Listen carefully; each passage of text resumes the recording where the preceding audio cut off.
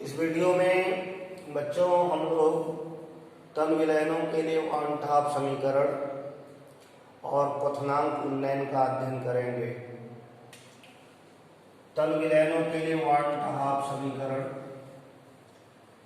वांछित इक्वेशन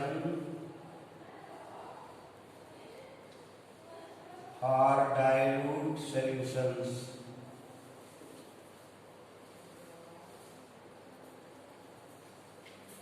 तन विलयनों के लिए वांछित समीकरण,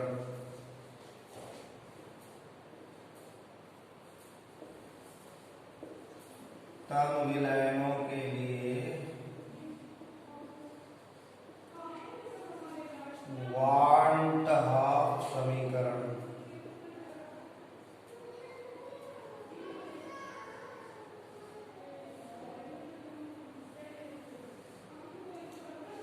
पिछले वीडियो में आपको बायल वांछित और चार्ल्स वांछित नियम बताए गए थे।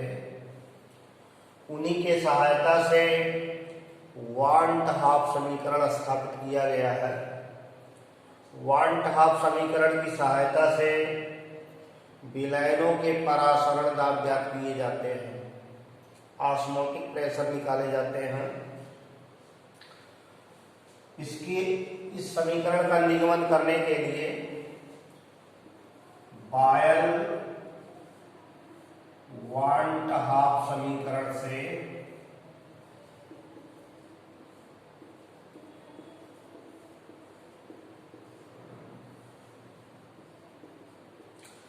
बायल वांछित नियम बताया था, स्थिर ताप पर किसी विलयन का परासरण दाब विलयन की सांद्रता के समानुपाती या तनुता के व्युत्क्रमानुपाती होता है। At constant temperature the osmotic pressure of a solution is proportional to the molar concentration or inversely proportional to the dilution। परासरण दाब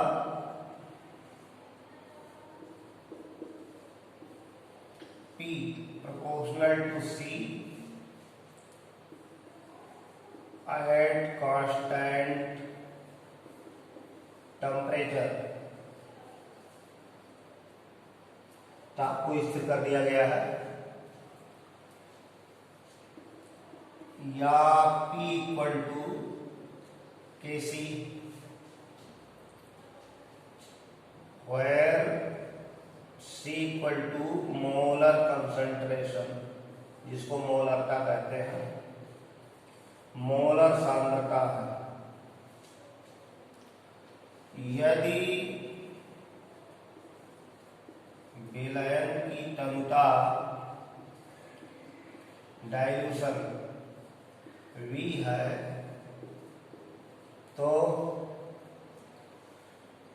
P प्रोपोर्शनल टू 1/V लिखा जाएगा। ऑस्मोटिक प्रेशर डाइल्यूशन के इनवर्सली प्रोपोर्शनल और कंसंट्रेशन के directly proportional है। अब जो चार्ल्स वांछित नियम है,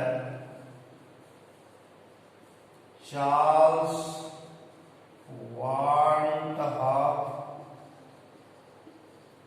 नियम से, चार्ल्स वांछित नियम कहता है कि स्थिर सांद्रता पर किसी विलयन का परासरण दाब परम ताप के समानुपाती होता है। At constant concentration the osmotic pressure of a solution is proportional to the absolute temperature. परासरण दाब P proportional to T at constant concentration। सांद्रता स्थिर है। इसमें P परासरण दाब है, T एब्सोल्यूट टेम्परेचर है, परम ताप है। तो बायल वाट हाफ, चार्ल्स वाट हाफ को मिला दिया जाए,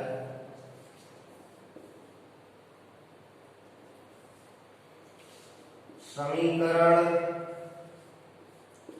1 और 2 से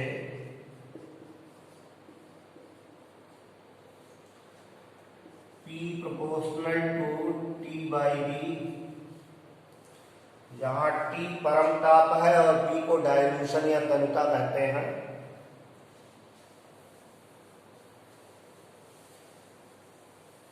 इस समीकरण को आगे बढ़ाया जाए,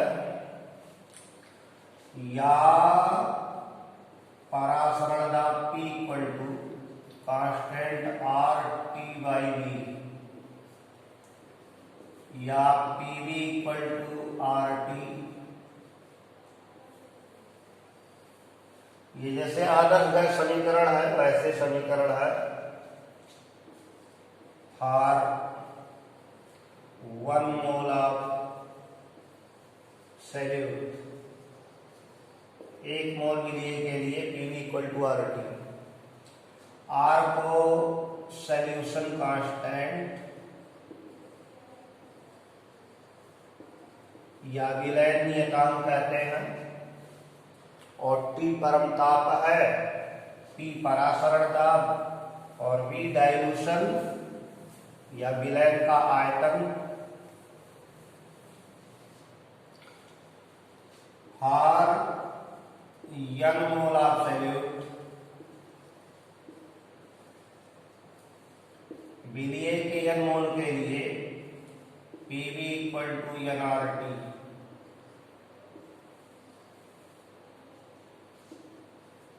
तो P को कहेंगे ऑस्मोटिक प्रेशर,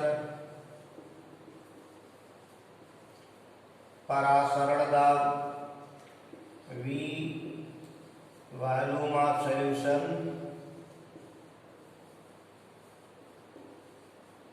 इन लीटर, विलयन का आयतन लीटर में, n है number of moles of solute, R है सॉल्यूशन कांस्टेंट,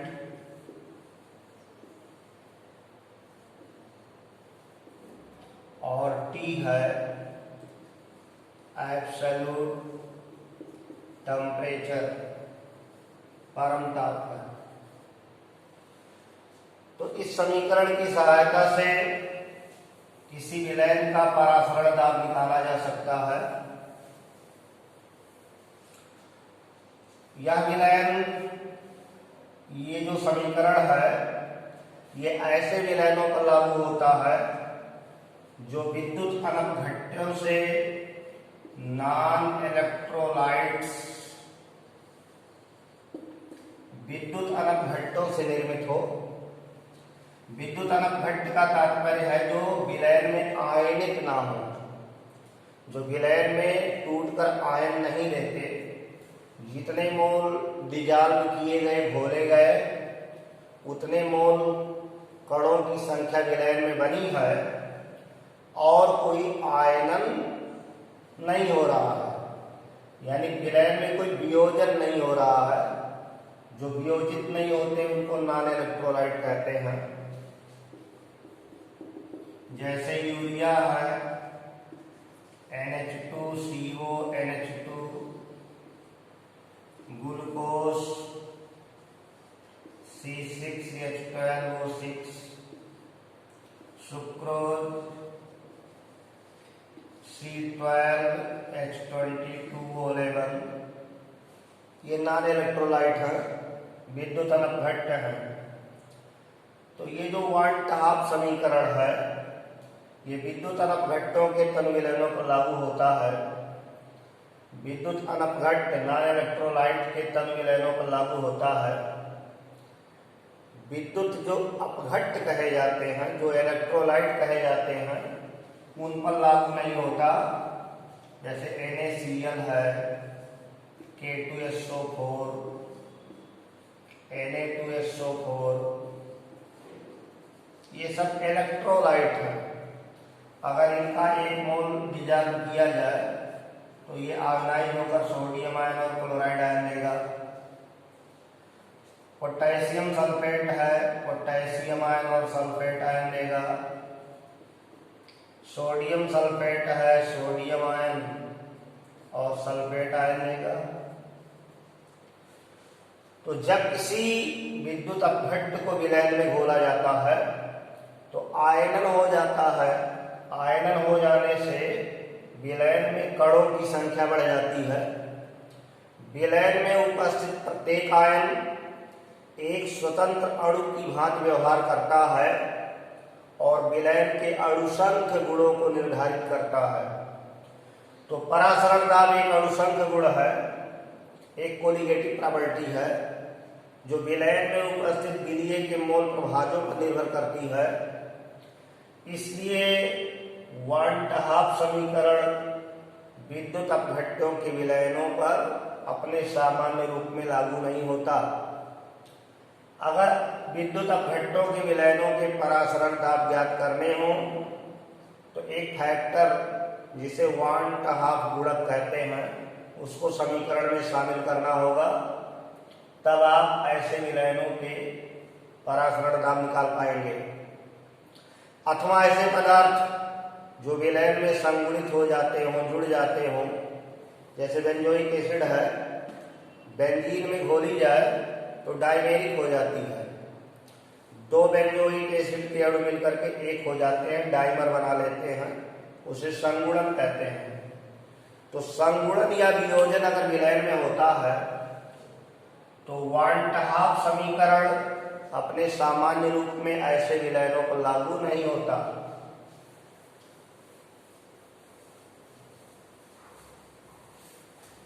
तो वांट हाफ समीकरण विद्युत अपघट्टों के तन विलयनों पर लागू होता है। PV = nRT, ये मोलों की संख्या है। अगर विलीय पदार्थ जो विलयन में घोला गया, विलीय पदार्थ का द्रव्यमान w ग्राम और अणुभार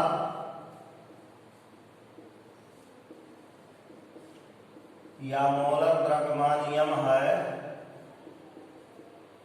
तो वांट हाफ समीकरण लिखा जाएगा PV = W/mRT।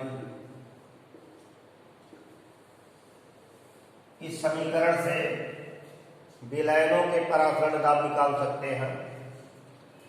यदि आपको किसी विलयन की मोलरता दी गई है, मोलर कंसंट्रेशन दिया है, तो इस समीकरण को लिख सकते हैं परासरण दाब P = N/V/RT, और ये N/E जो है ये मोलरता है।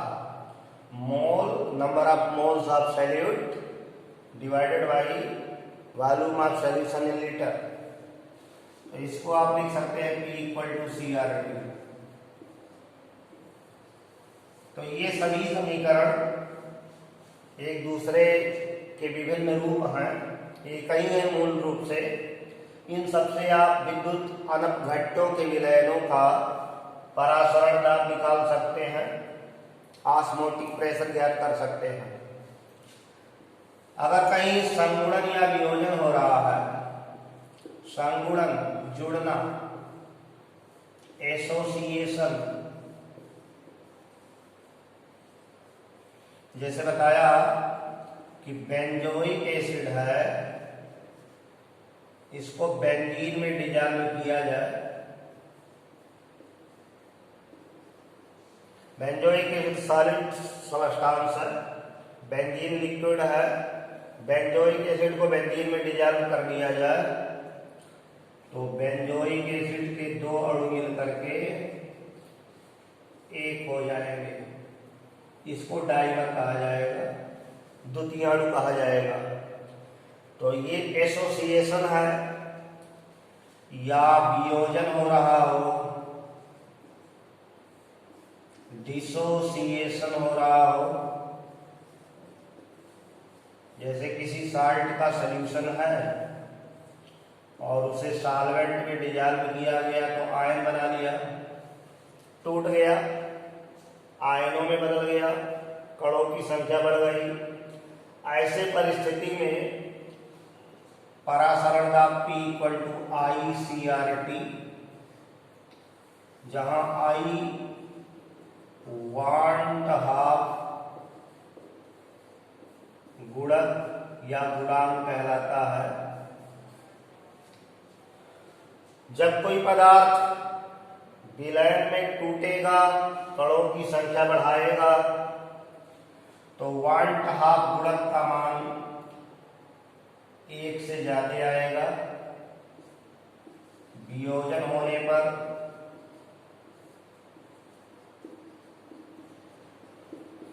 अगर वियोजन हो रहा है, टूट रहा है, तो 1/2 गुणक का मान 1 से ऊंचा आएगा। अगर संगुणन हो रहा है, संगुणन मतलब जुड़ रहा है, एसोसिएशन हो रहा है, संगुणन होने पर 1/2 गुणक का मान 1 से कम आएगा। और अगर संगुणन वियोजन नहीं हो रहा है, विद्युत अनपघट्य का विलयन है, तो विद्युत अनपघट्यों के लिए I का मान 1 रहेगा। विद्युत अनपघट्य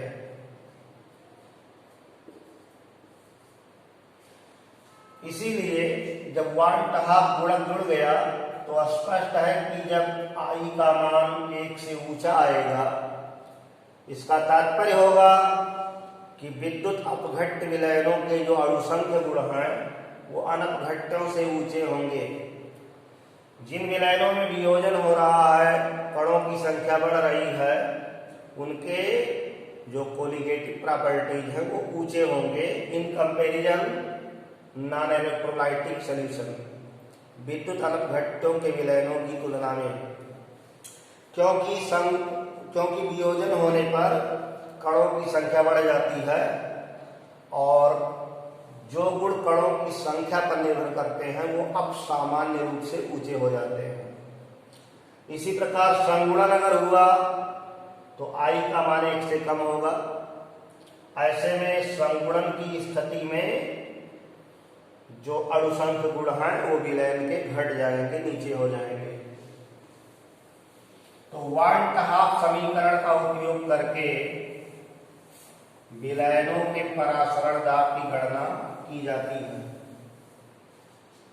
जैसे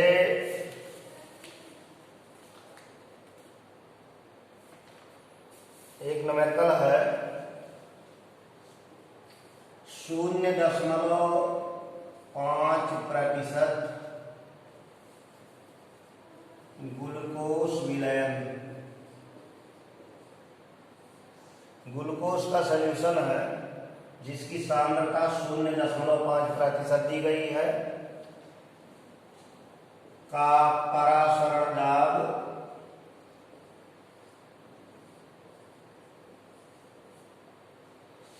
18 डिग्री सेल्सियस ताप पर ज्ञात कीजिए। और आपको विलयन नियतांक का मान दे रखा है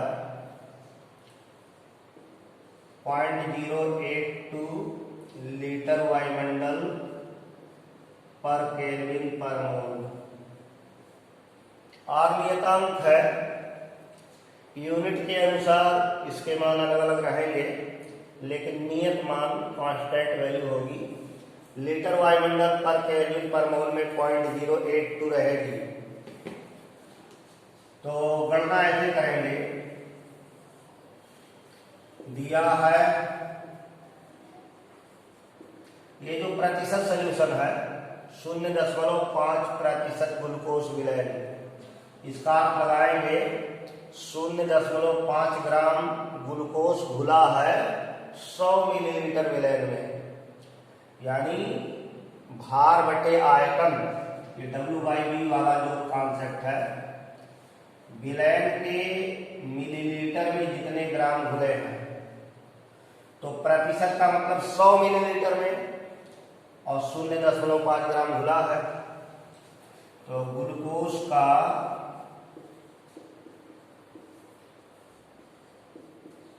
द्रव्यमान जो विलीन है वो 0.5 ग्राम लिया जाएगा। विलयन का आयतन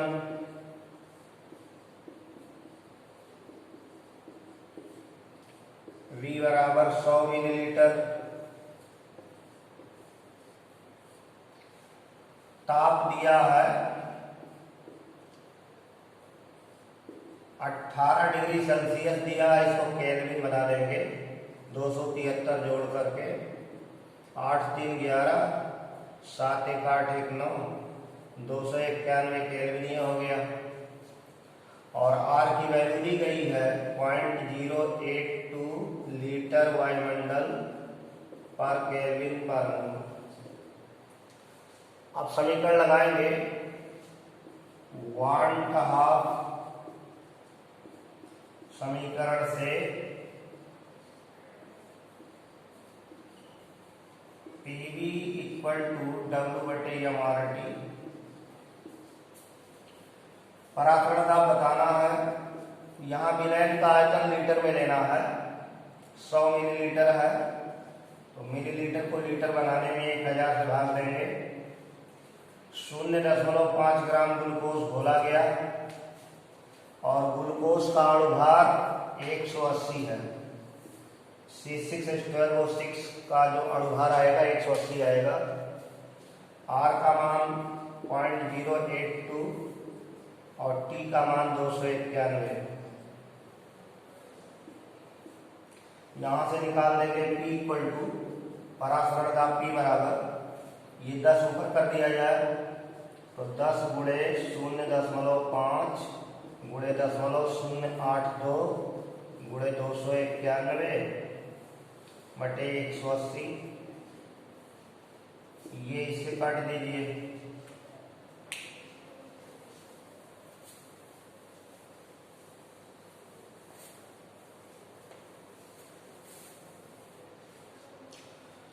या परासरण दाब P इक्वल टू, यहां गुणा कर दिया जाए 5 दूनी 10 और 5 8 40 41। 3 अंक के बाद दशमलव यहाँ है, 1 अंक के बाद दशमलव यहाँ है तो 3 1 4 हो गया। 0.0410 इंटू 291 डिवाइडेड बाई 18। इनका गुणा कर दिया जाए।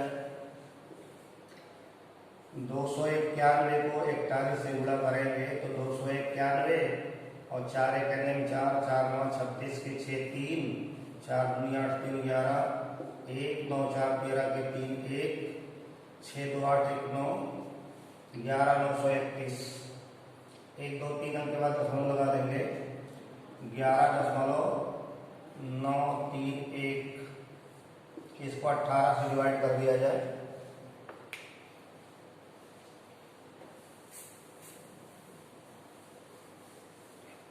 तो 18 से डिवाइड कर दिया जाए 3 जीरो बढ़ा करके 11,931।